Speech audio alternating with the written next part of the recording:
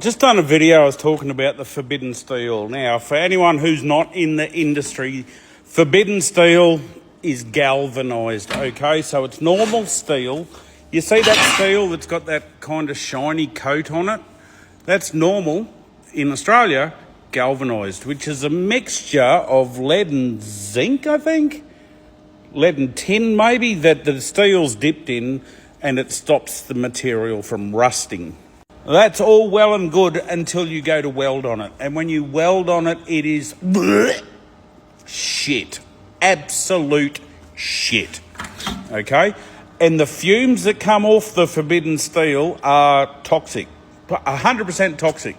Galvanised poisoning is what we used to call it back in the day, but it's like lead poisoning, and it's just all wrong.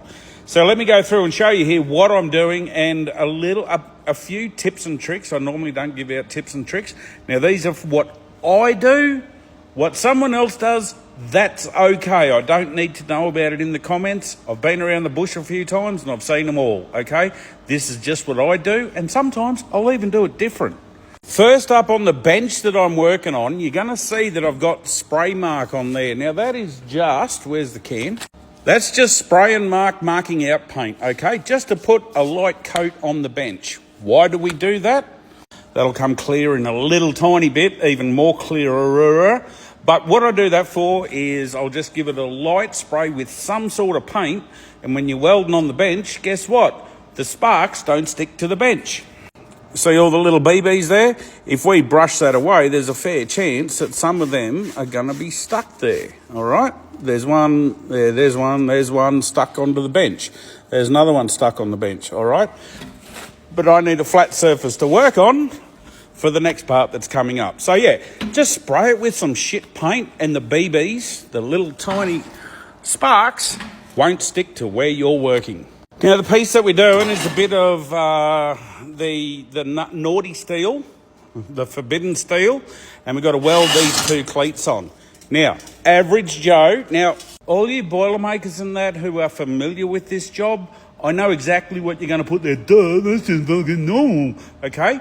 But there might be someone at home who's having a crack at this themselves, so this is just a little bit of a pointer for them. Now, I made up a jig so that all of these are in the same position, because from there to there is a critical measurement, and from there to that bolt hole is a critical measurement. So I got them all together, but done them in a jig. We got the finished ones over there and the not welded out ones over there. And anyway, a lot of people would just hook in here and go bzzz, going up, bzzz. No, because what that will do, now we've flipped it over, if we've welded there, that's going to go and bend that down. And we want a pretty flat area across that. So how are we going to brace it and stop it from doing that? Again, even though it's tacked on that side, if we were to weld these ones here first, they'll go and start coming back up again. So we don't want that. So what do? Because our bench is all nice and clean, right, we've got no BBs on it, so we know that's a flat surface. So first we get our big mofo clamp and we clamp this down to the bench, which is going to show us any imperfections in that. Then we're going to get another clamp and we're going to clamp this fella down, and then we're going to weld. And because this is the forbidden steel, I'm going to be sitting on my ass here. We set up a little fan here, evacuation fan, so all the smoke and all the poison is going to go and blow into his job, because I don't care about him.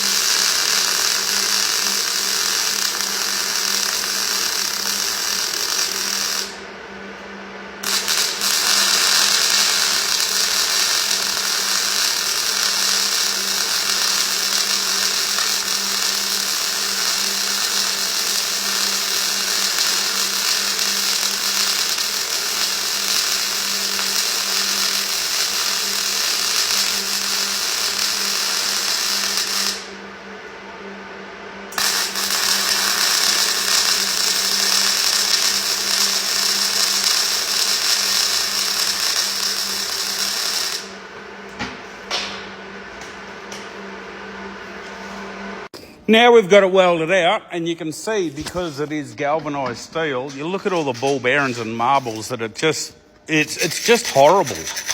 It's just horrible. You've got to go through there. The welds are good, but you're just going to get lots of spatter on it. There's nothing you can do in regards to that. In saying there's nothing you can do, sorry, I know people are going to come at me. You can. Believe it or not, there are some wires available, mainly gasless wire, that weld galvanised. Absolutely beautiful. But because we've left that clamp down to the bench now, mob of FIFO's coming in. Because we've left that clamp to the bench while we've welded it, if we take that clamp off now, that one there, it will stay flush with the bench. So I've spun that fella around now for this side. And although it doesn't look it, this might show up on the video, I'm not quite sure. When we do clamp that down, that's got about 1 millimetre under it at present. So if we clamp that fella down, my clamp couldn't have picked a better time to shit itself. We'll try it again. So if we clamp that down, believe it or not, there is a little tiny gap underneath that. We'll clamp that fella down and we'll weld him out. That's straight off the gun, welded out. If we take that clamp off, it doesn't rise up.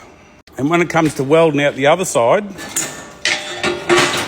if we just weld that, we won't need to clamp it or do anything, and they will stay as straight as what they are there now. Coming back to our bench, see our little BBs here that are the fucking spatter from the forbidden steel? It'll just brush right off. So yeah, there you go. How's that? I hope that has helped someone on their endeavours. As much as I don't promote people building their own building stuff. But anyway, there you go. There's one tip, trick or whatever. Catch you later. Oh, no, don't say that, do I? Hashtag call your mate, see a professional, have a heart, spread shit around.